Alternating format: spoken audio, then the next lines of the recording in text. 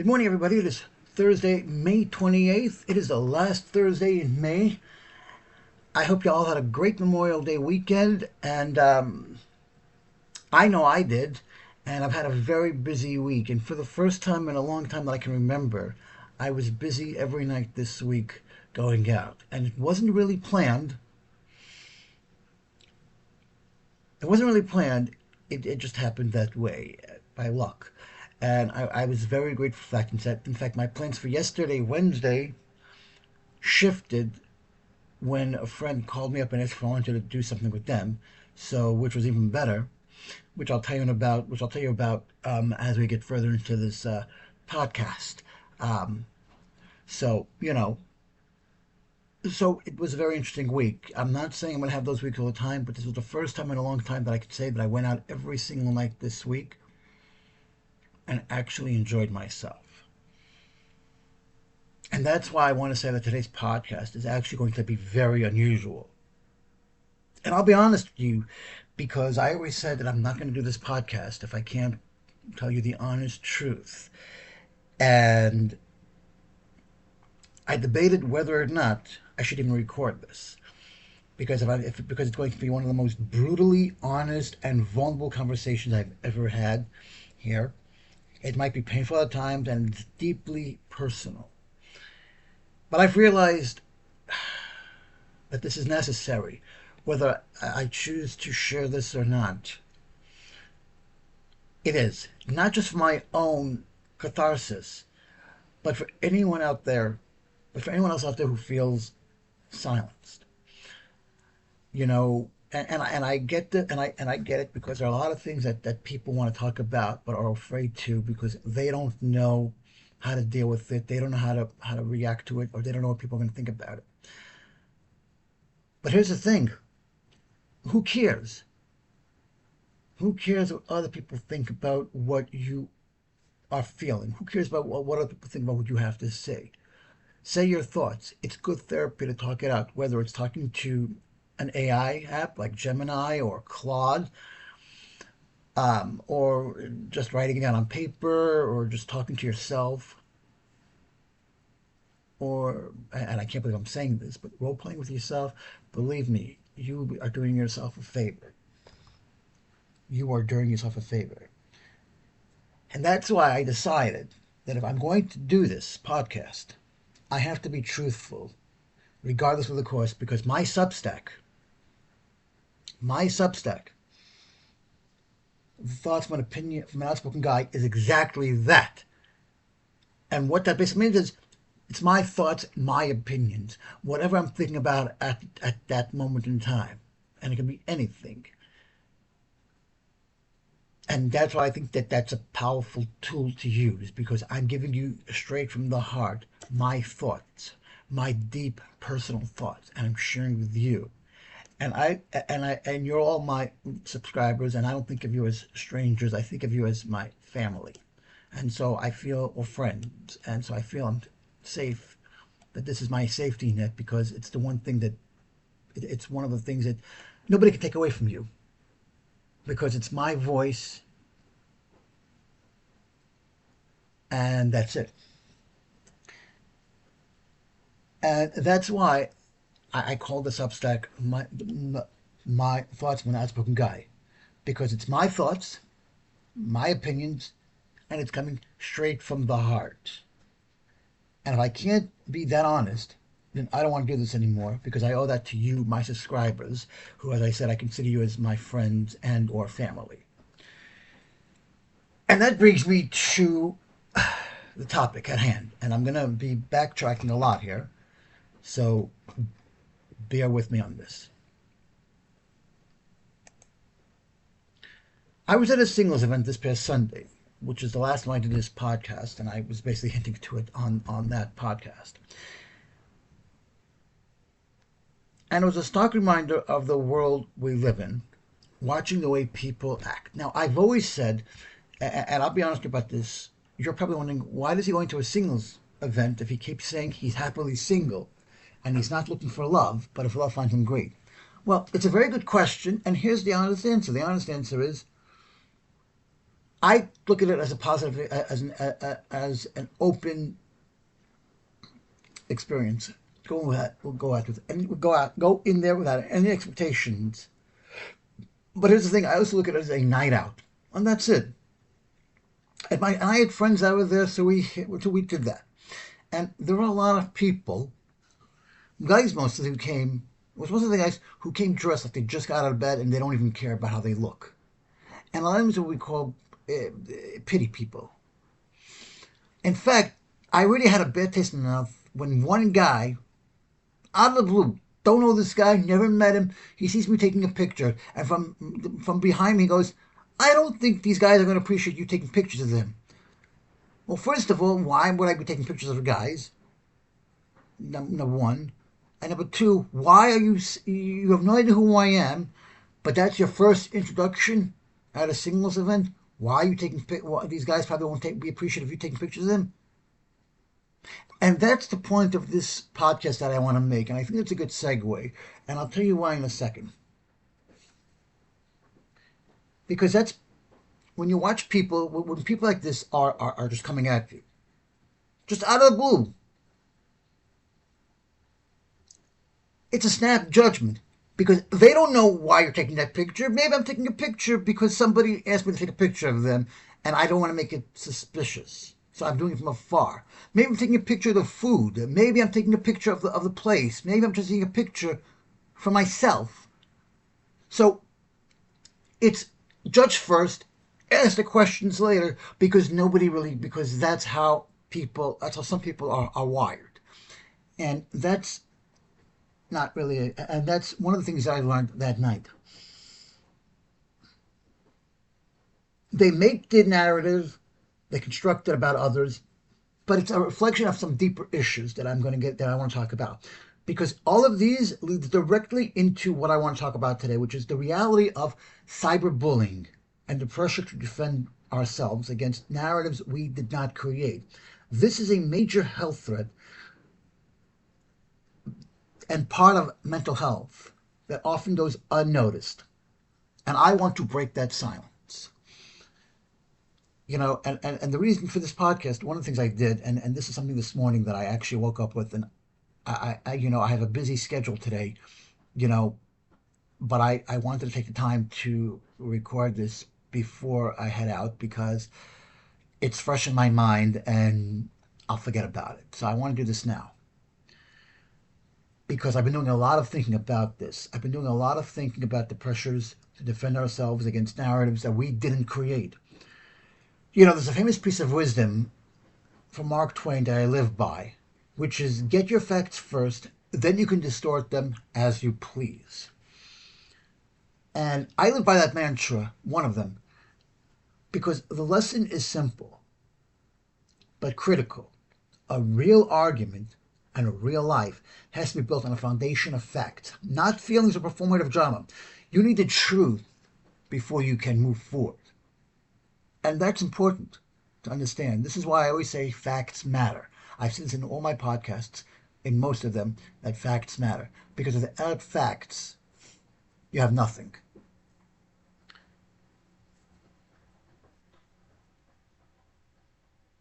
And people don't care about facts.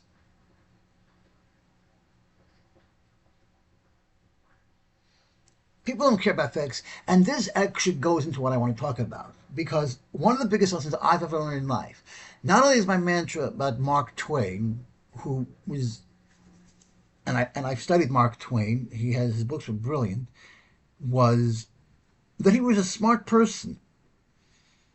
And he always wrote a lot about this stuff, about society. People know that he's famous for Tom Sawyer, Huckleberry Finn, and all these books. But people don't realize that from the outset of that, he was a very smart man. And in fact, there is a Mark Twain museum out in Connecticut that I've had the pleasure of visiting in between one of my acting jobs. I had a day off, and so I was trying to find things to do, and I discovered the Mark Twain Museum, and I'm like, oh, this seems interesting. And this is the thing, a lot of people that I know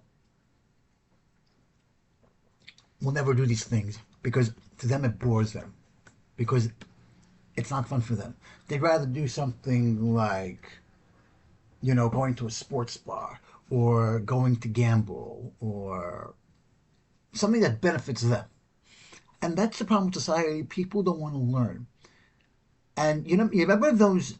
I'm old enough to remember this, but does anybody here know those drug commercials where it said, "This is your brain. This is your brain on drugs."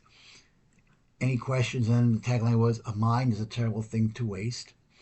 What they're basically saying is, it was a metaphor. It doesn't necessarily mean that you take drugs and your brain goes to mush, which is true, but the whole underlining was that we have a mind. We can use it. A mind is to make us think. A mind is for us to question things in life. And if we don't do that, then yes, a mind is a terrible thing to waste. And so, besides the mantra of Mark Twain that I use, one of the biggest things that my father told me, may he rest in peace, is that there is no shame in saying, "I don't know. I don't know." And it took me a long time to even admit that, because here's the thing about this: is how people are hardwired. If you try to guess, people will say, "Oh, he really knows his things," but then they see right. But then at some point they see through the BS and say, wait a minute, you said this is correct. What happened?" So in a world where people are constantly trying to BS their way through, admitting you don't know something is actually a sign of integrity, and it builds trust, respect, and even humility. You know why? Because when people look at that and they'll say, "Wow, he's being honest with me. He's being honest. He's not trying to bullshit his way through." And people can see right through it. And if you say, "I don't know, let me get back to you on that," they'll say, "Hey, great." And if you say, like, "I think, I'm not sure, I'm not 100%, but feel free to double check that or let me get back to you," that's also a sign of respect, because they're admitting they may know, but they're not sure, and they're challenging you to correct them. And if they do, I will say, "Thank you for, I'm sorry, I guess I was wrong, I apologize. Thank you for correcting me." And people will respect you. They will really respect you. They will value your opinion because they know they can trust you. They know that you're a man of honor and integrity, because instead of saying you didn't know, you weren't a coward, and you didn't have and you weren't ashamed to say, "I don't know." And it takes a big man or woman to admit that they were wrong. And in today's society, we've lost that ability. Many of us have lost that ability. Not all, but some.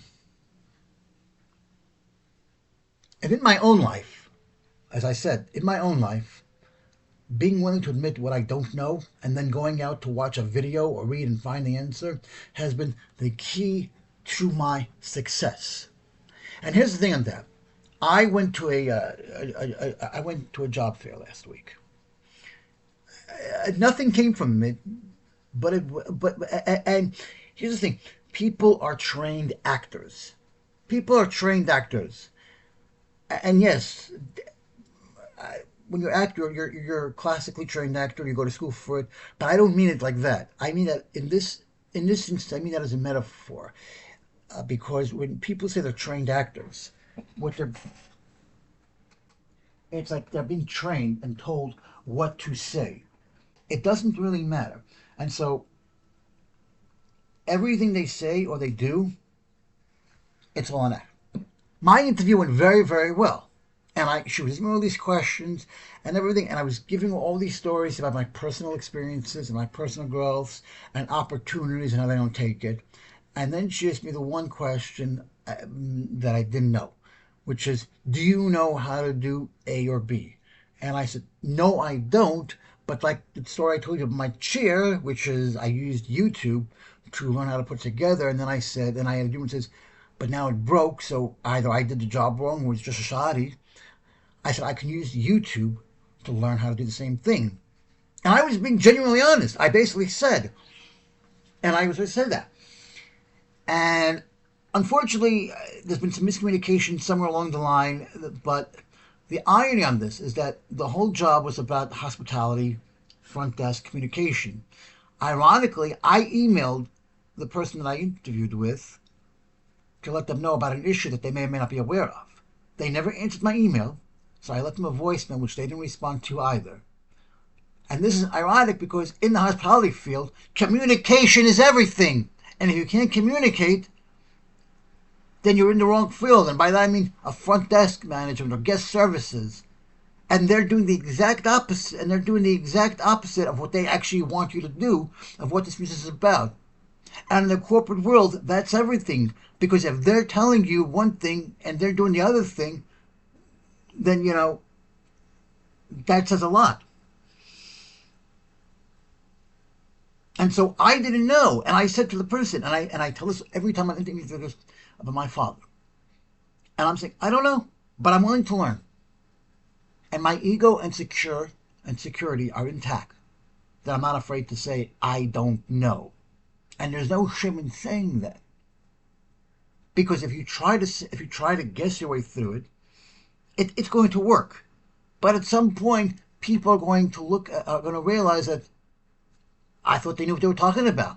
They told me this, and I was going based on the information you gave me. And now, not only did you screw yourself over, you've just screwed anybody else over because they're going by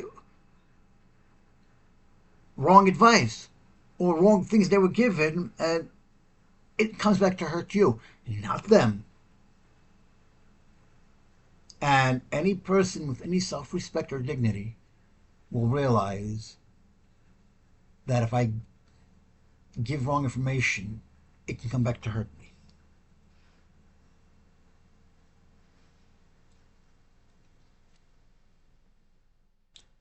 It's also helped me grow, and it's helped me professionally. And it shows that you value the truth more than your ego. And that's really an important aspect here, because people feel that because they have a great ego, they think that's going to help them in life.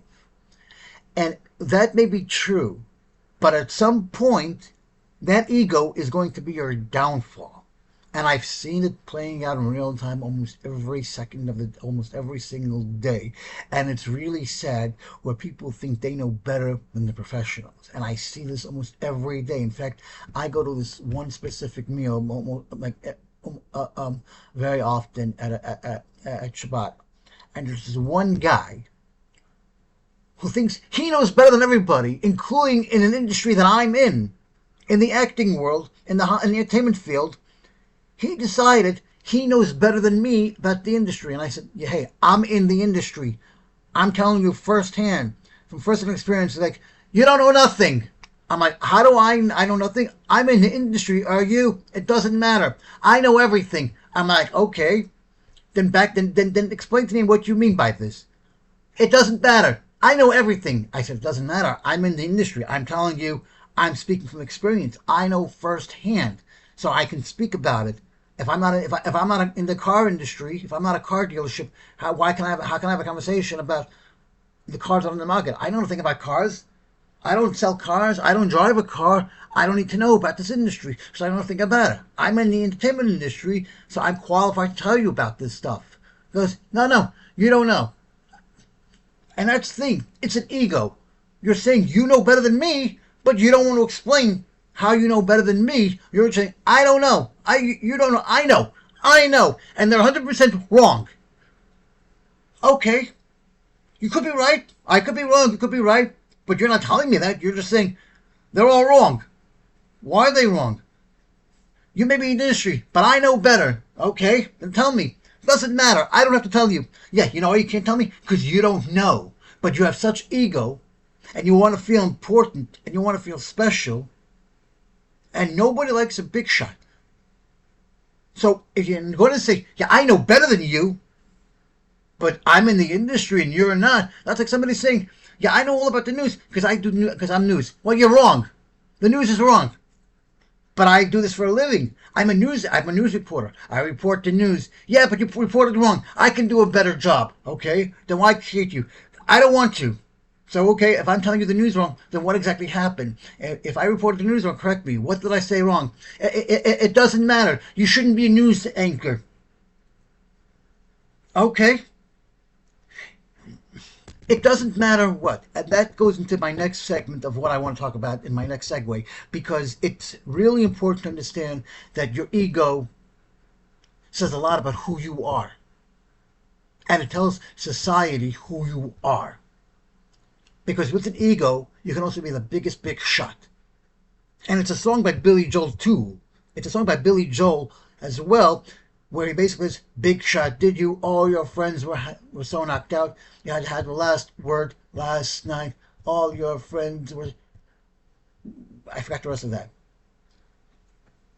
And it was basically Billy Joel thinking that he was better than everybody when he was younger, saying, "Look at me, I'm the big man on the street."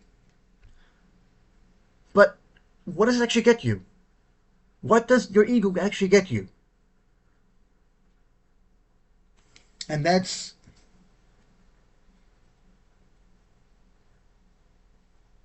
why I'm doing this podcast also, because I've realized that I can't talk about this without being honest about the climate we are in. So today it seems like every conversation inevitably turns political, whether we want it to or not, whether we realize it or not. But that's the reality of the situation in today's climate. Because since the rise of Donald Trump, we've seen a shift in how society operates. If you don't agree with someone, you are no longer just a person with a different view.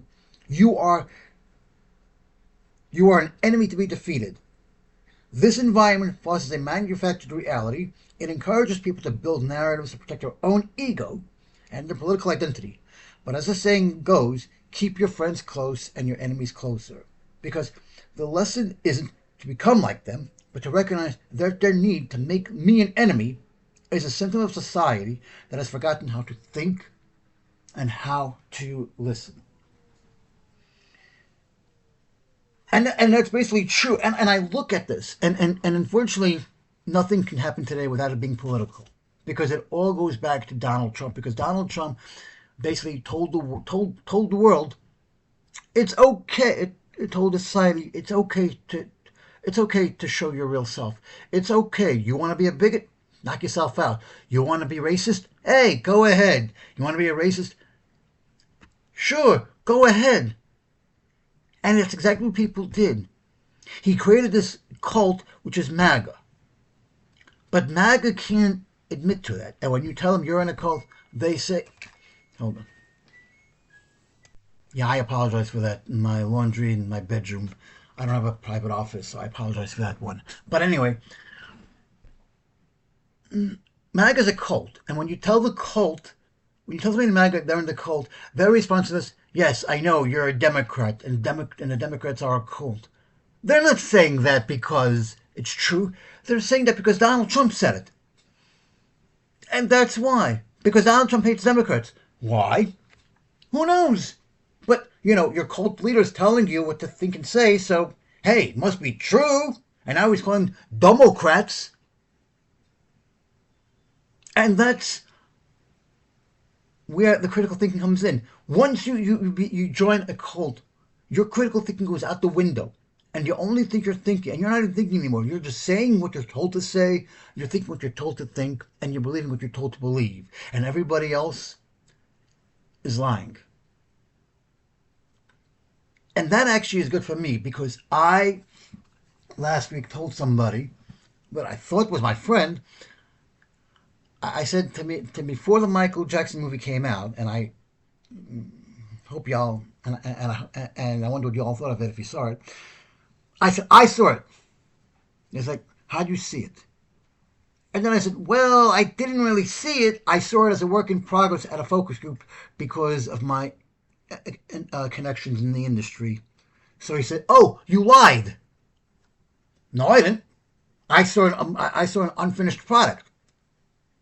And if I'm watching an unfinished product, that means I didn't really see it, because there's a lot of stuff that still hasn't been put in yet. There were no there were not that many visual effects were put in yet. The soundtrack wasn't put in yet, and you could obviously tell that the editing was shoddy.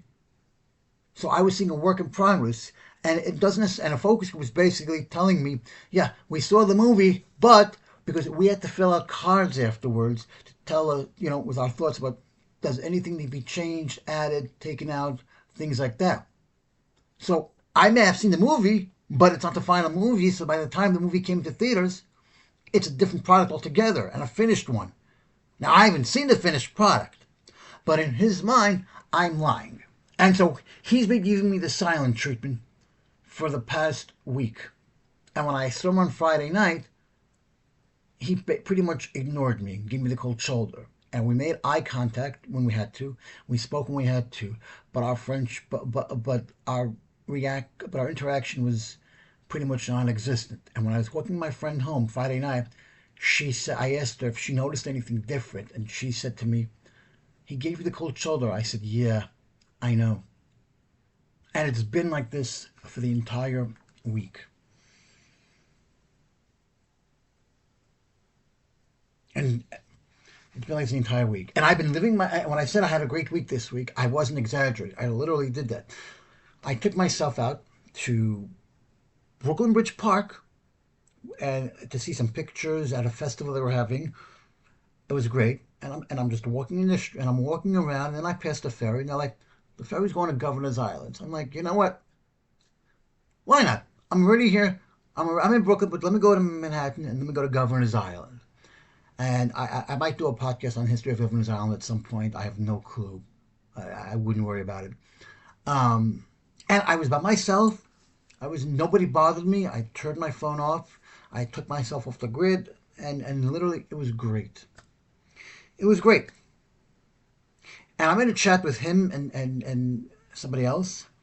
And normally I'd be posting pictures of everywhere I am, but this time I didn't. But at the end of the day, I came home and I said, "Today I had an amazing day, one of the best days ever," and it was great. Nobody bothered me. Nobody stressed. You would think that would get their attention. It went unnoticed. Sunday, but to go back on Sunday. Sunday, he did speak to me for a little bit. Sunday after the singles event, yeah, I should have said this earlier. My friend says to me, well, not really a friend, but he says to me, "You gotta want to come with us to a wedding and crash." I said, "Okay," but in my mind, I'm doing it because I was starving, and at that point I just needed some alcohol in me. And he had messaged me when I happened to be there. I said, "I'm not home, but I'm in Brooklyn." And then which is when I went to clarify the whole Michael thing. And his response was very telling. And he said, "You're full of shit." I said, "Okay." I didn't answer him, but I did end up posting pictures of where I was, which was at a wedding. He saw it, and so did she. They said nothing. And that was the end of the conversation. That was it. And I'm like, okay, I did my part. Okay, I did my part. I'm being honest. I'm saying everything. But in his mind, I'm a liar and I'm full of shit because of the Michael situation. He's a grown ass man having some sort of a temper tantrum over immature, petty, childish nonsense that he manufactured in his head. And he told me on Friday, if you want to speak to me, you know my phone number.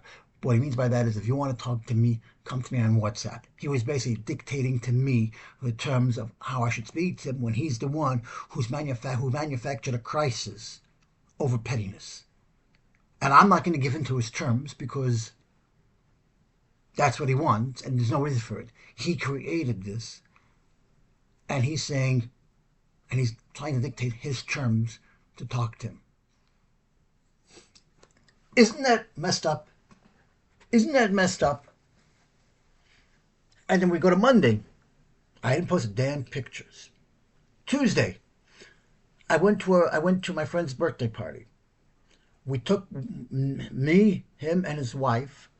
We took a bus together to Jersey to his birthday party, and I had a great time. It was a reunion, like literally, it was a reunion of people I haven't seen since the last birthday party in June. And it was great. And I'm really grateful that my phone died because I spent the time there charging my phone. so it was turned off. So I was able to actually focus and socialize and be with everybody and not have to worry about what they're saying or what they're wondering or things like that. And it was great. And I felt like a wave of release of pressure that came, that disappeared. Like, I'm doing this. I'm here. I'm having a great time. I'm seeing old friends, even if it's just for one night. But you know what? In that one night, I found out a lot of things that I didn't know before, but also things I was surprised to hear or shocked to hear. But it was a really great night. And at the end of the night, I went into that chat and I said, "What a great night of a reunion." End of that. End of that. And now we come to last night, which is Wednesday. I had plans to go to. I'm a member of the Museum of Natural History, so they have a members only event. So they were hosting a members only of a scavenger hunt sponsored by Nordstrom, which was my plan to go. I had 3 tickets because by accident I accidentally did. I don't know what I did, but the point is, and out of the blue, Tuesday night when I'm at the party, my friend was going to come to because he knows the friends too. He says to me, "I have an extra ticket to the Met game for tomorrow night. Would you like to come?" I said, "Sure, absolutely." So I pivoted my museum plans to go to a game because I'm a Mets fan. Yes, I'm a Mets fan. Deal with it. Um, they won, by the way, 4-2 after losing the first 2 games against the Reds. Um, and you know what? And because he works in food, he bought me dinner from his place. He bought me a poke bowl because I asked him to, and he asked me if I wanted it. And then, without even asking, he bought me a drink when he was doing himself. That is a friend.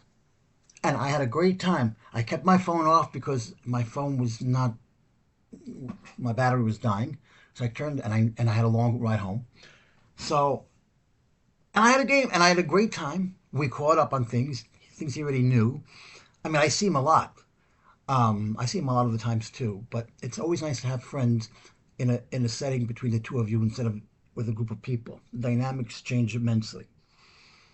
And I simply wrote last night, "Hey, hey," and I tagged both of them and I said, "Hey, you'll never guess where I am. I'm in the one place you never thought I'd be, and I haven't been back here since that incident happened." You would think that would get them talking. And to be clear, that incident was I used to work at Citi Field. Last season, I worked at Citi Field until they fired me. That had nothing to do with me, but it wasn't my fault. But whatever. So I've left every single breadcrumb in that chat all week. I've been leaving the clues in that chat, and they're probably reading the chat. No question in my mind, they're reading it. And in their mind, they're saying, "Oh, he's probably forcing us to come in. We don't want to come in. He's probably purposely doing this baiting because he's trying to get us, he's trying to force us to come in to chat with him, and we don't want to give him the satisfaction of doing that." They're probably thinking that. And the honest truth is, I wasn't. I was literally showing them that I don't need you to enjoy my life. I don't need you to have a good time. And people often say, if you can't beat them, join them. And I've done that, but I've learned how to do it differently. I've learned how to interpret that differently. It's not about becoming like them. It's about learning their game so well that you can dismantle it because they don't know, because to them, you're not a human being. To them, you are a commodity. To them, you are a toy that they can use, that they can play and discard with whenever they please. To them, you are entertainment. You are amusement. You are the pin the tail on the donkey. And a lot of the things they do to get a reaction out of you. And when you can't give, and when you're not getting that reaction, and if you stop playing their game, to them it's no fun anymore. And then they do what they do in the military, which is retreat and let's come up with a new battle plan. Which sometimes they do, and sometimes they don't. Because, you see, here's the thing. These are the people who thrive on, and I'm not even talking now about narcissists, because narcissist is it's an entirely separate category. But I've also learned recently that we are all narcissistic in some way, and we don't even realize it. We all have narcissistic tendencies, and most of us don't realize it. But for those of us who do realize it, we can control it, and we're aware of it. Narcissists don't know they're a narcissist, and they fully believe 100% that what they're doing is 100% correct, and that what we're doing is idiotic.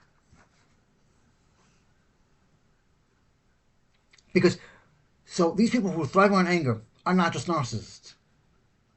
When you refuse to give them the reaction that they want, that they're looking for, they become bored, and like I said, develop new tactics. And even when they come back harder, they lose because you've already studied them and you've anticipated their moves. And I can speak from experience because this has actually happened to me.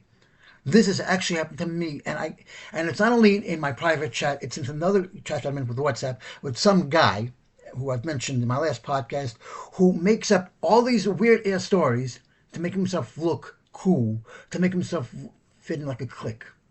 Even making up stories that are basically unrealistic. And I've used my experience, what I've learned with my narcissist friend, to counter him. Because a lot of the stuff he says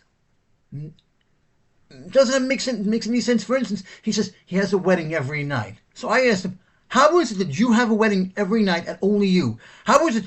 I said, yes, there's probably a wedding going every single night in different parts of the city. But how is it you have a wedding every night? And he's saying, well, and then he goes, I met an Indian couple in Manhattan, and they're getting married, and they invite me to the wedding. Really? You randomly are walking the streets of New York, and you meet an Indian couple who suddenly are going to invite a complete stranger they don't know to your wedding, to their wedding? How is that even possible? How is that even possible?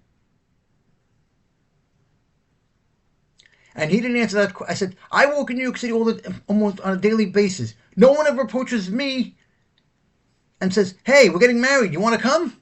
Hey, we're having my son's having a bris. You want to come?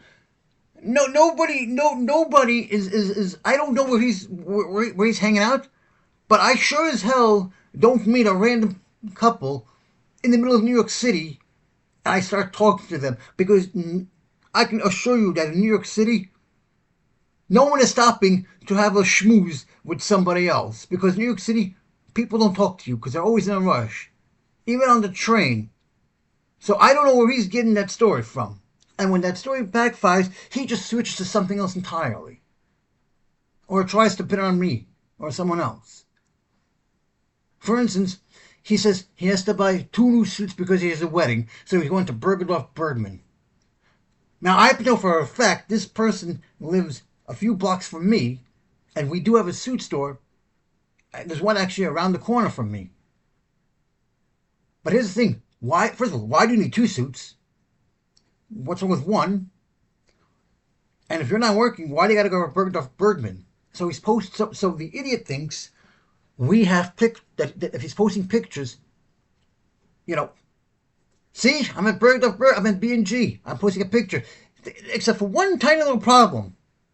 I know what a department store picture looks like. I've worked at department stores.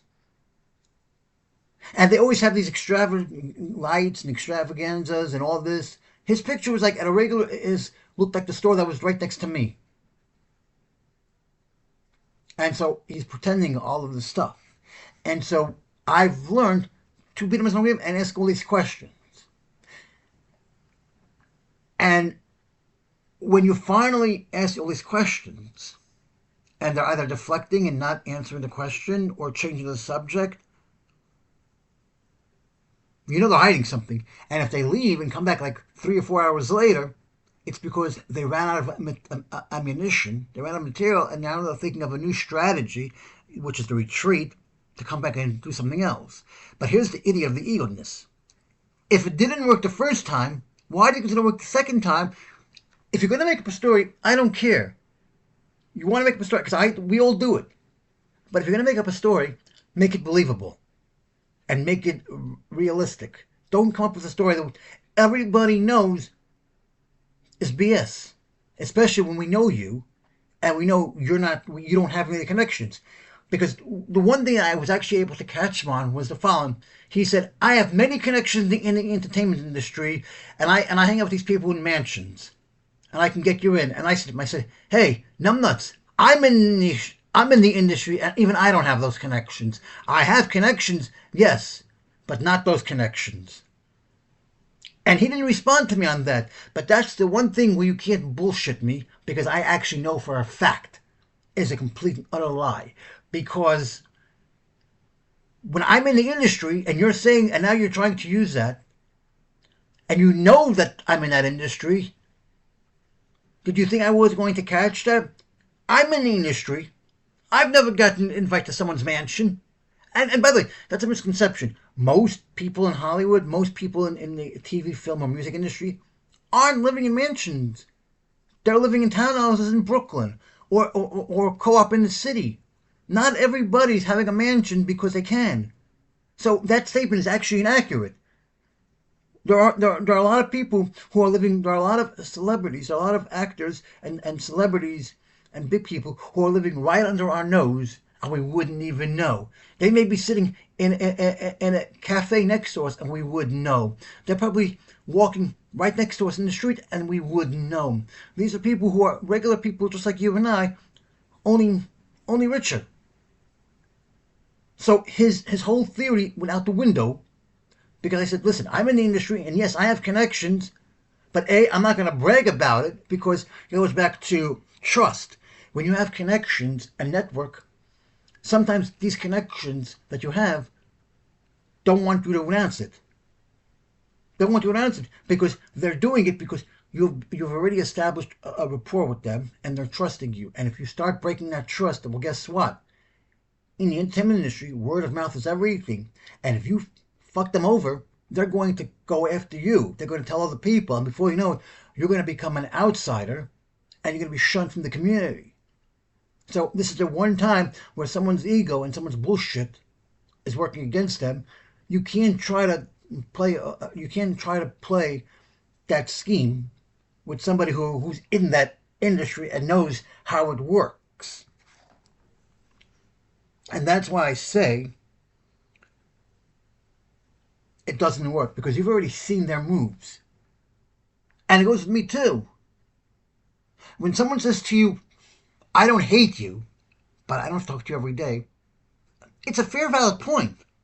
I understand. It's a valid point that I understand. But then you not talk to me 3 days, 4 days, 5 days, and then it goes for a week. And then you're home from your festival, and you're still not talking to me, even after you tagged them and everything. So I understand now, because if you don't hate me, and you don't talk to me every day, but you're spending but you're going out of your way to not talk to me and treat me like you do hate me, well, then every argument you've ever said as to the reason why you've not talked to me is no longer valid. And I now realize it was an excuse, because your excuses of, I'm not talking to you because you sent me 50,000 emails, which is an exaggeration. Even if it was over a period of 6 years, it still wouldn't be 50,000. Or that I'm ranting, and I'm not going to talk to you because you're ranting, or you're cursing me out, or you're talking nonstop. Now I realize is an excuse, because I'm literally playing by your book. I'm literally playing your game. And I'm walking and I'm talking in the chat in a calming manner, in a nice manner, in a beautiful way, and yet you're still ignoring me. So if you're going to come back and I ask you what was with the silence, and you start using that as justification, then I know you're lying, and I know that at this point I already know it's an excuse, So if you're going to use that excuse again, you're wasting your breath. And so if you want to, so that's what I say is, if you can't beat them, join them and try to play them at their game because you already know their word and you know how they're going to play. Okay, I'm playing your game. And the rules have changed because now it's my rules. And I've already seen through your act. But I also realize now, but I realize this now, they don't see you as a person. They see you as as I said, they see you as a twat or a fool for their own amusement. They don't care about the consequences because in their mind, they are the center of the world. And in their mind, you've already been judged. It doesn't matter. It doesn't matter what you say, what you do, what you type, or how you act. They own you. In their mind, they've already perceived this perception of you. And here's the thing, to talk about hate. So I did a social experiment, and I love these things because it really tells you. I never majored in sociology, but the one thing I do know is that in sociology, they do a lot of social experiments to see how society behaves, and they don't know that they are an experiment, that they are being experimented on, because you're conducting a social experiment to see how people react to something. For example, I love doing these social experiments, and I did two of them, and they did the same result. Okay, I got a job with New York City. It's a job that it's very hard to get a job with the city of New York, and I know a lot of people have tried, myself included, over the years, and we fail. It's very hard to do that. There are tests you have to take, and all of this. So they gave me the job. And I was with myself. And this goes back to where I said to them, I don't know. But I said, I'm willing to train because everyone wants to start somewhere. I said, the CEO of a company became the CEO of the company because they started from the ground up. They started in the mailroom, worked their up to sales, a cubicle and things like that. And the reason why they're CEO is because they know everything about the company inside and out. And they know everybody in the company because they've worked there for 20 years or something like that. And I was making jokes, cracking jokes. They asked me, "Do you know how to use a lawnmower?" I said, "No, but how hard can it be?" I said, "How hard is it to put fuel in the gas in the fuel tank? How hard is it to pull the string and get it moving?" They said, "Do you know how to use a weed whacker?" I said, "I've never used a weed whacker because I live in Brooklyn, New York, where there's no weeds or anything like that. But you mean if it's called a weed cutter, how hard is it? It's like a metal detector, and it's like it looks like a metal detector, and it's like a dog. It walks you, you don't walk it. How hard can it be to learn?" I said, "The only problem is that I don't drive." And they're like, "It's okay. There are people there." And so I was myself and I was being honest. When I said, "I don't know."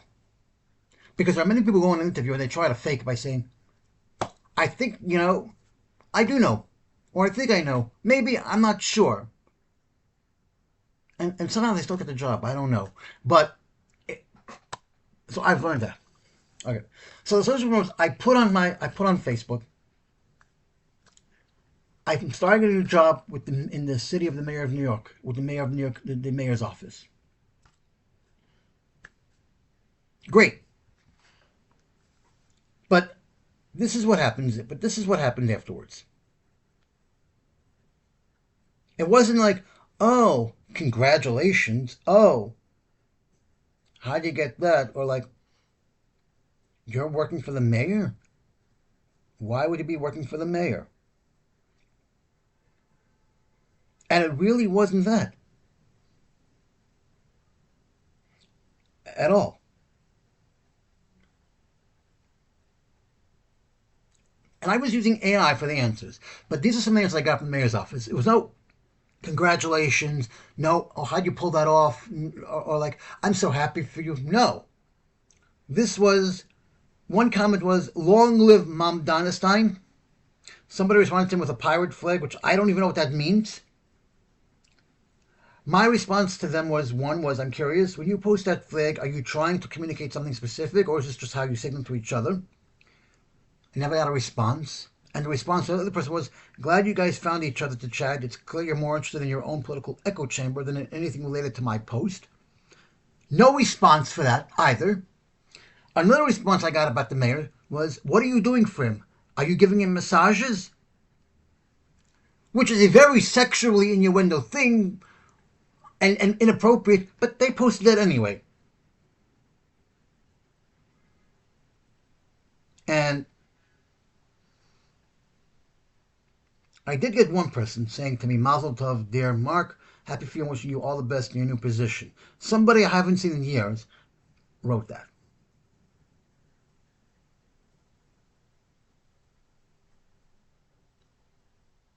And somebody wrote, it's funny watching the team effort here. Blank is convinced I'm a bot because I'm using proper grammar, and Blank is sure it's obvious I'm an AI. You're both perfectly demonstrate how your group tends to operate when you run into someone who doesn't use your specific brand of shorthand. You convince yourself, I must be a machine.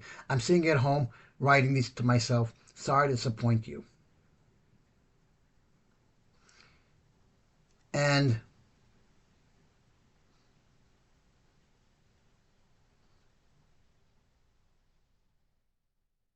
these are just some of the comments that I got. And these are just basically some of the comments that I got that were hateful. And the point there that I was pretty much making was that this is Donald Trump's doing.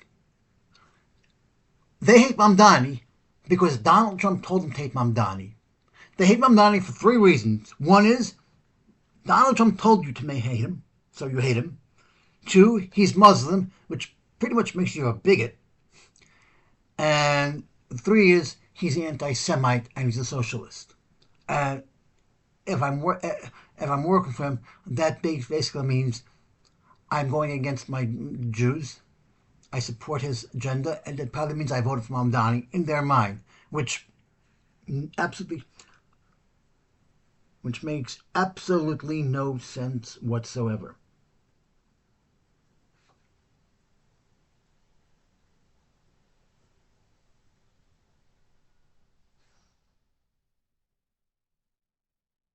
Which actually makes no sense.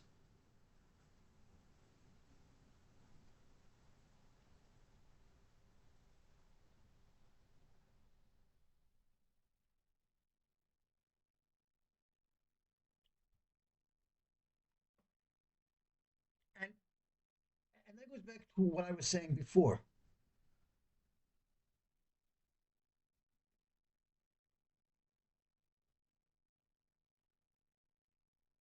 And that goes back to what I was saying before. When hate clouds your judgment, that's all you think about. And it's an ego thing. You don't care about my job. In your mind, I'm working for Mamdani, so oh my God, and all you think about is the sexual innuendo,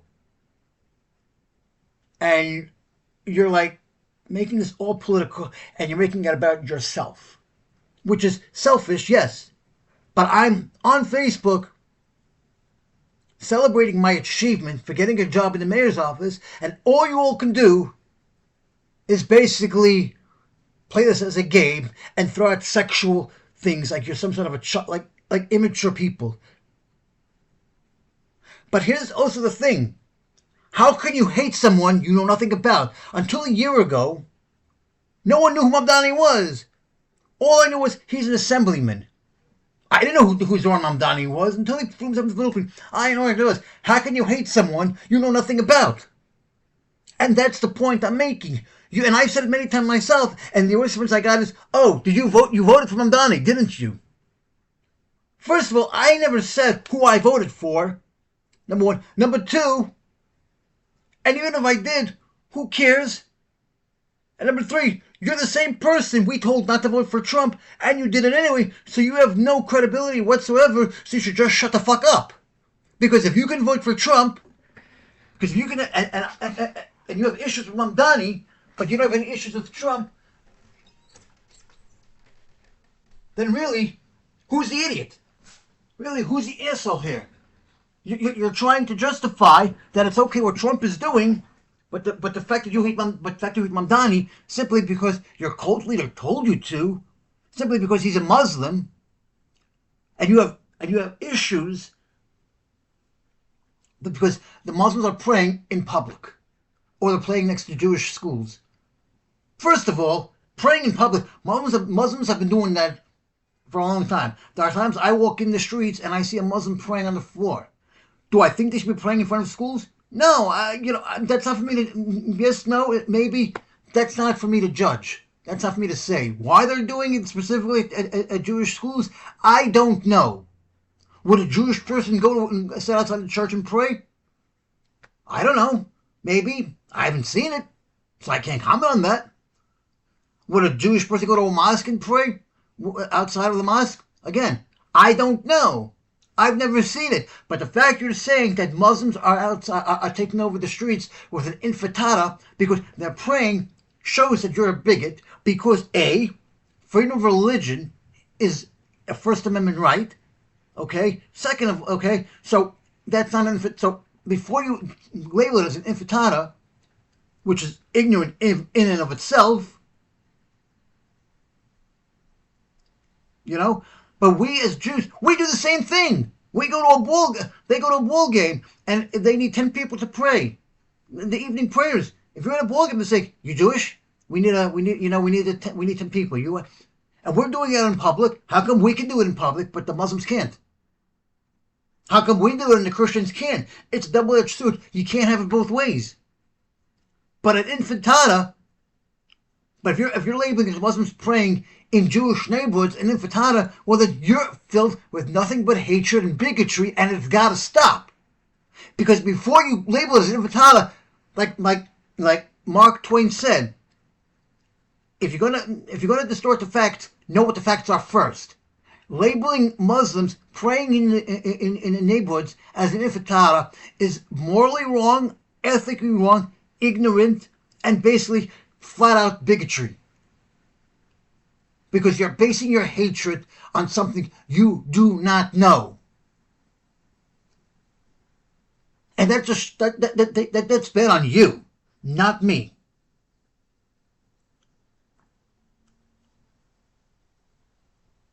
That was bad on you.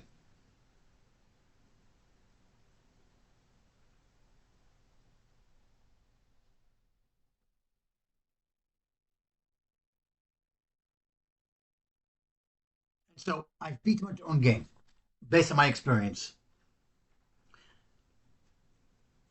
You realize they listen to the world. It doesn't matter. And I spend time reflecting on the labels that people try to put on us. Whether it's someone calling my work fake or trying to convince me that I'm alone, I've realized that their labels are just a reflection of who they are and their own insecurities. A job is a job. It doesn't even matter. A job is a doesn't matter if it's for 3 days, it doesn't matter if it's for a week, it doesn't matter if it's for a month, it doesn't matter if it's for a contract based. It's good because you get your skills, so it works in your favor because you put it on your resume and people say, "Oh," and it's a skill you didn't have before, and it's an opportunity you did not have before. Okay, and you know what? I've been going for months and months and months on job interviews. Okay, and I really thought I had the job, that corporate job last week. I thought I had it in the bag, but I don't. And I worked damn hard to get that job. On my own merits. Okay, I prepared for it more than I would prepare for any other job. I prepared more for it than I would any other job. I put on a suit and tie in 92-degree weather, which I don't like to do. Okay, I printed a whole bunch of resumes that I didn't need, and I showed up an hour early. Okay, I took the initiative, and I wanted to do this on my own merits. And my narcissistic friend, when I told her about it, she said, "No one gives a shit about your job thing. It's a fake job." I said, "If you don't hate me, what's the hostility?" She didn't answer that. And then I posted a picture of the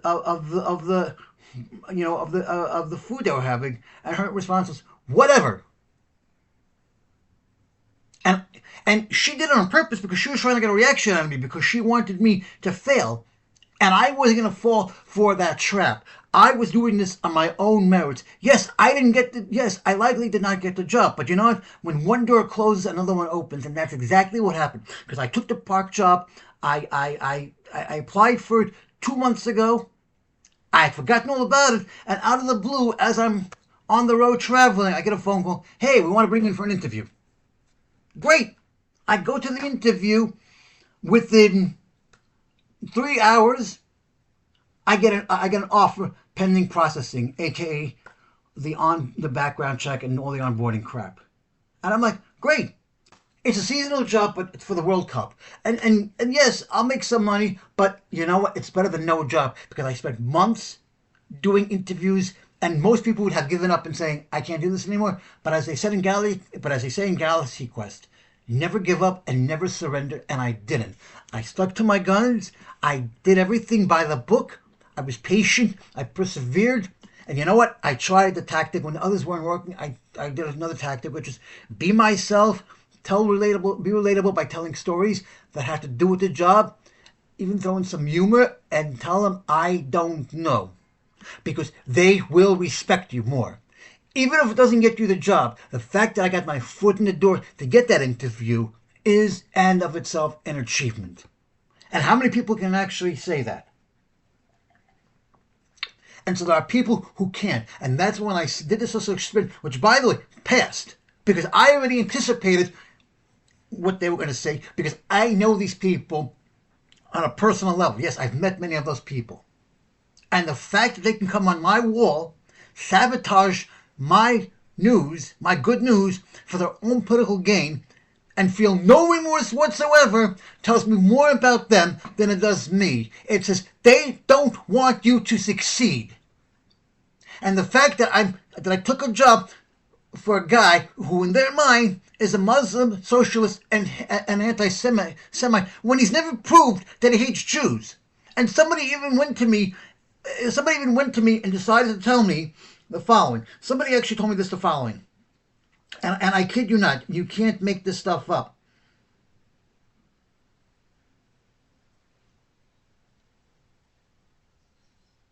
I don't even know if I have it anymore. Who basically was trying to tell me, I don't have it anymore. Who was basically trying to tell me about how his wife has an entire playlist on Spotify about anti-Jews or Muslim, or about this stuff, who has a Muslim playlist on Spotify. Whoop-de-doo! First of all, how would you know that? Number one. Number two, how does that affect me? Number three, why do I care if she has a Muslim playlist on her Spotify? That is basically, are you basically saying because of the music she listens to, that makes her a racist? That makes her hating Jews. Because she has a Muslim playlist, okay, but your logic is flawed. Because if I have a Jewish playlist on my Spotify, and nothing else, that doesn't even make any sense. And I said to her, how do you know? She goes, well, I read it in the New York Post. Somebody wrote about it in the New York Post. Well, first of all, the New York Post has no credibility whatsoever because it's owned by the Murdochs, who own Fox Entertainment, a.k.a. what you call Fox News. But that still doesn't mean anything. First of all, that's not even a piece of news. So the fact that the reporter is writing that just goes to show you that it's biased. But the fact that she has a Muslim playlist, okay, and so you have a Jewish playlist on your Spotify. Does that mean does that mean I should label you an anti-Muslim, anti-Christian, anti-Catholic? Because you only have a Jewish playlist on your Spotify or your iHeartRadio or whatever you're listening to? On whatever app. And again, this is what our society is now. People will judge us based on their own hatred, based on their own bigotry, because their mind is so clouded that this is all they think about. And they're trying to justify that if you're working for them, then you're just like them, and that means you support them, which actually makes sense. But here's the thing that I noticed. Here's the thing I've realized. I could have said anything. I could have put on my Facebook, I work in the White House right now, and people would say, oh, I thought you hated Donald Trump, and yet you're working for him? Congratulations. What are you going to be doing for them? Which is probably, but I work in the mayor's office. How do you know it's true? How do you know I'm not joking? Everybody knows I'm a jokester, and I make up a lot of stories, and I've done this like this before. So how do they know that about the mayor's office is true? I could have just put it on there just because I'm seeking attention, but right away their mind went to all of these other things. So this was success in itself, and I put the post in archives to put back up at a later date. So I tried to do this in reverse. Okay. I then put on my Facebook, working for the New York City Parks Department of Recreation. Okay. This is the response I got. This is the very first response I got. And this should show you how ignorant people are.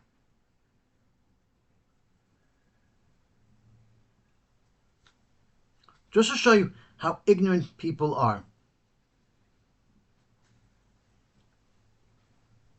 This was the responses I got.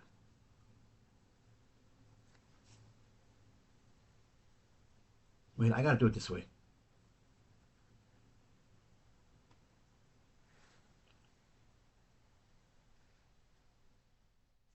Okay, I got 7 comments on this. The very first comment I got was, got fired from the mayor's office already.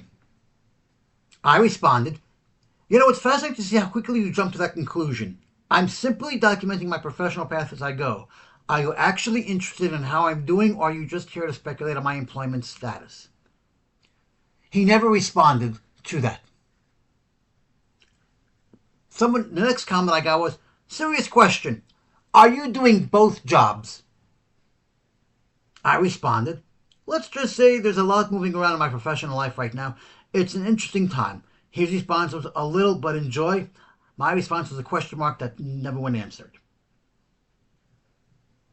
Now, what they don't realize is that job is one and the same. I just reversed it to see what the different reactions I would get from it. And right away, this person jumped to say that I got fired from the mayor's office already because I'm working at the Parks Department. Not realizing that they are one and the same, because the city parks are controlled by the mayor's office. And if you don't believe me, you can go to any park in New York City and look at the plaques, and underneath the plaques it says mayor, it says the honorable mayor, whoever is the mayor during that time. And if the mayor's the one running the parks department, then why would their names be on a freaking plaque? So yes, this is one to say, and this is what happens when you're filled with nothing but hate and bigotry. And once again, they did not congratulate me. They did not say congratulations. They did not say, oh, you're working for the mayor. How do you get that? Right away it jumps to, fired from the mayor already, and now you're in another job? Without realizing it's one and the same. And another person basically saying, you're going to do 2 jobs? How are you going to manage to pull that off? And that's the ignorance of this entire thing. I did the same social experiment in 2 different ways. And in both times, they were a success for me. Because the first success, it was all about them, making it political, showing who they really are as a person, showing they really are bigots and immature children. Where in the second one, I posted the same exact job in a different capacity, and they did not realize they are one and the same. And both of these social experiments are a form of cyberbullying. Imagine that. Imagine that. Because a normal adult in a normal society would say, congratulations, how did you pull that off? What will you be doing for the mayor? But here's the thing. Indirectly, I'm working for the mayor, yes, but I'm working indirectly, which still counts. And someone actually had the balls to tell me, you're not working for the mayor, you're working for, and told me the name of the park commissioner. And I said, you moron. Who do you think hires the park commissioner? Who do you think appoints them? The mayor. That's who appoints the park commissioner. Just like the same person who appoints the sanitation commissioner and the school chancellor. It's the mayor. Like, have you ever gone voting and you see the park commissioner's name anywhere on a ballot? Have you ever gone to a polling center and see the names of the people running for chancellor for schools or the sanitation? No, because the mayor picks it, whether you want to believe it or not. You tell me I work for the parks commissioner. No, I don't. I work for the mayor. While the mayor may not send my paycheck, I am part of the city structuring system. And the only thing that, and the one thing that they can't take away from me is the fact that I get a city employee ID number, which is good to me for life. Because once I'm in the system of the city, I can apply to any job and I would get priority, which basically means they would interview me out of a formality before they interview someone like you. No offense, because in their mind they'll say, oh, he's already vetted, he's already done his background check, he's already proven he's trustworthy, so why do we have to go through the entire process of somebody else when he's already in the system? And that's what people don't know. And so if you can't beat them, you join them. And yes, I may have used AI to give my responses, but that doesn't change the fact that people are now revealing their true selves of who they really are. And that when I see these people in person, I will think a lot differently about them than I used to. And that's what I'm trying to get at.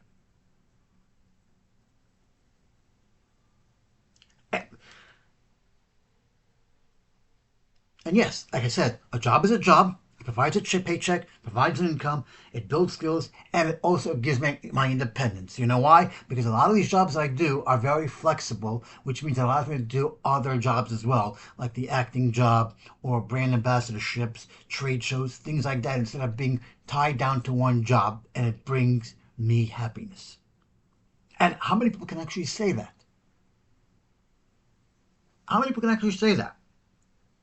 And when you are, and the moral of that is when you are acting with integrity, the inability of others to see that isn't your problem, it's theirs. You don't need their permission to be who you are. It doesn't matter who they want you to be. And I'm here to tell you that you don't have to be a pawn in their game.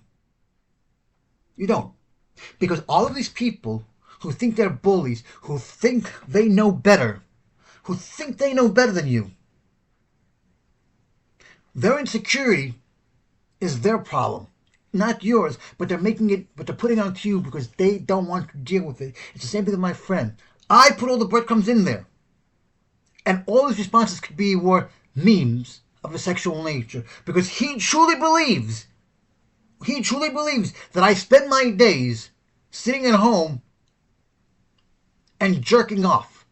First of all, that's very offensive, disrespectful, and insulting. And I've asked him many times to stop. And he continues putting in the chat memes showing people masturbating and saying, you. And I put even with all the breadcrumbs in there that I put in there all week. Even last night, nobody took the bait. I even said I was in a specific neighborhood 2 days ago, on Tuesday. I said I was in a specific neighborhood where she lives. And normally he would take the bait and say, go to her. But they didn't take that bait either. All they were doing was bypassing everything I've said, and he was putting in memes of a sexual nature. And I've asked him to stop many times. And that is cyberbullying, and I will not tolerate it. And you shouldn't either. And I said, if this is what we're going to be doing now, then I'm going to change him in the church to memes. But I want no part of it. I have self-respect and I have dignity. And if you believe, and if you're not talking to me because you believe I'm a liar, that's full of shit. That's on you. If you believe that all I do is spend my days and nights at home doing nothing but masturbating, that's your issue, not mine. But I don't know anybody who would say that about anybody. Yes, we masturbate. Great. Yes, we jerk off. Yes. But that's our privacy. That's nobody else's. If you want to think that that's disrespectful to me, that's bullying me. Because what people do in the privacy of their own home is their business. No one else's. If you want to believe that I go to someone's house and I'm jerking off in their bathroom every single time, and you're saying everybody knows you do, well, that's bullying. You're just creating a narrative that you want people to believe. Because you don't know what I'm doing in the bathroom. I could be wiping my asshole 5 times in 10 minutes and you wouldn't know. I could be sitting there writing the next great American novel, sitting on the toilet, and you wouldn't know. Most people go to the bathroom because they either have to take because they have to do their thing. The fact that you're saying I'm in someone's house and I'm jerking off and making a video and you think everybody knows it, that's cyberbullying. That's disrespectful. And I'm not going to tolerate that anymore, and neither should you. And if that's what we're here at this life, you think if you're an activist, I've already clarified about the Michael situation. I've already clarified and said, I'm not lying. The fact that you refuse to accept it, that's on you. I don't have to prove anything to you. I don't have to prove anything to her. I don't have to prove anything to them. I have to prove it to myself. I'm like the little engine that could. I think I can. I think I can. I think I can. Or, as the philosopher Descartes once said, I think, therefore I am. Which means I'm not like these people on Facebook who decided I'm filled with hate and bigotry. And I might hate somebody. I might hate their guts. But I also know where it's appropriate. Because I'll still be happy for somebody because it's not about me. It's about them. If I say to somebody, I'm getting married, and your response is, wait, you're marrying him? Why? He's a loser. He's ugly. Why would you marry him? You can do a lot better. I mean, look at you and look at him. Does it really matter? You're getting married. Say, Mazel Tov, congratulations. I wish you the best of luck. I'm not coming but I can't come to the wedding. Why do you have to put people down? Why is someone's happiness your destruction? But ultimately, I may be a loser. Fine. I embrace that. I'll embrace it. You want to call me a psycho loser? Okay, congratulations. You win. I'm a loser. I'll embrace it. But the way I see it, I'm the winner here. And it's going to be your downfall. And we've seen that time and time again through history. That people's hatred. You know how they say, power corrupts absolutely. Because that's how we see the civilizations falling. From people's own greed. From people's own hatred. Or people's hatred of each other is what killed them. And it's happened through the beginning of time, and it'll happen until the end of time. And in the world of Adam and Eve, Cain killed Abel out of hatred. The story of the second temple in the Jews got destroyed by the Jews, by our own hatred. Because his brother hated the other one. His brother hated his brother. And so his other brother, out of hatred, went to the Romans and made up an entire story.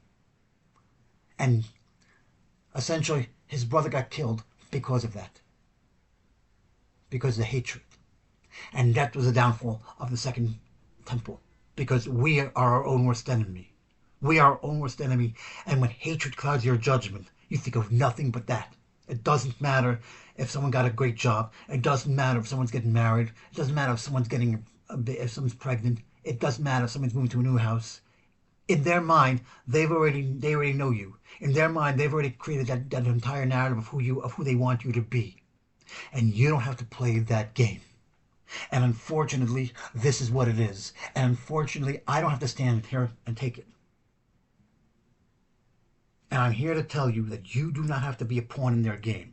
Because at the end of the day, only you write your narrative.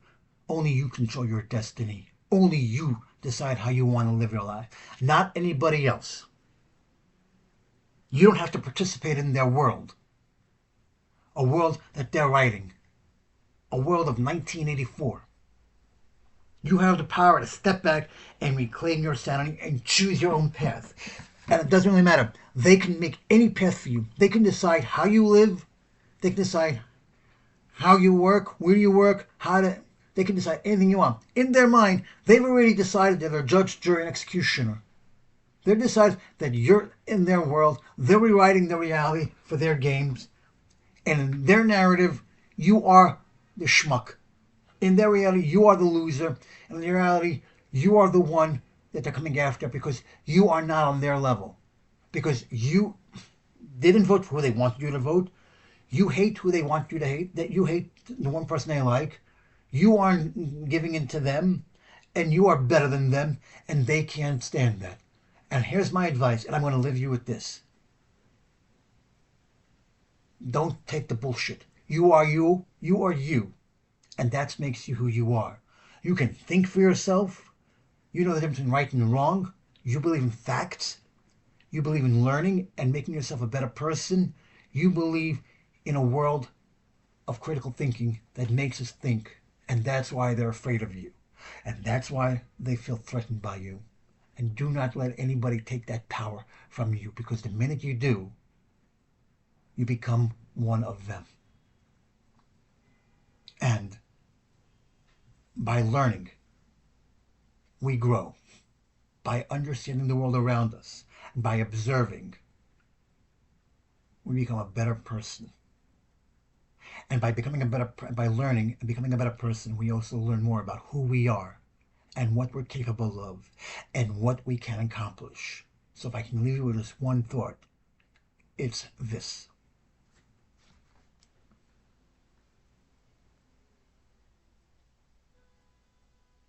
And this came to me last night when I needed it the most, which very simply says, the law of karma is you can lie to people, but never to karma. Time exposes actions better than words ever can. And that's what's going to be the downfall of people. Their greed, their hatred. People who can't be reasoned with. There's only so many times you can reason with somebody before you realize they're so far gone that they're a lost cause, even with this MAGA cult. They're so far gone, they can't be reasoned. And somebody you once thought you knew is no longer that person. And so I leave you with that. When you can't reason with them, when you can't reach into their soul, and they can't be redeemed, ultimately that will be their downfall. We've seen it time and again throughout history. Greed, hate, it's many civilizations have been destroyed because of that. Many, and with the emperor, when the emperor has no clothes on, and their mask is truly revealed for who they are, when they let their mask slip without realizing it, that's when you strike. And so karma is a bitch, and because of that, karma will give them what they deserve when the time is right, and all we have to do is sit back and laugh and say, I told you so.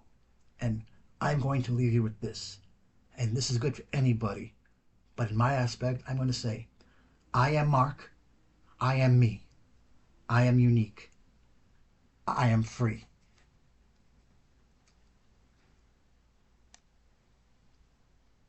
I know that was a lot to take in, but thank you for listening, and I hope it really helps you. If I can make a difference, if I can make a difference in your life by making this podcast, then I've done my job.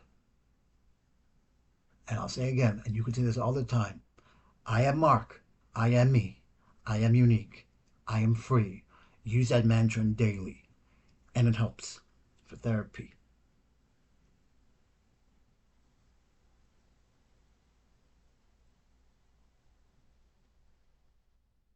I am Mark, I am me, I am unique, I am free.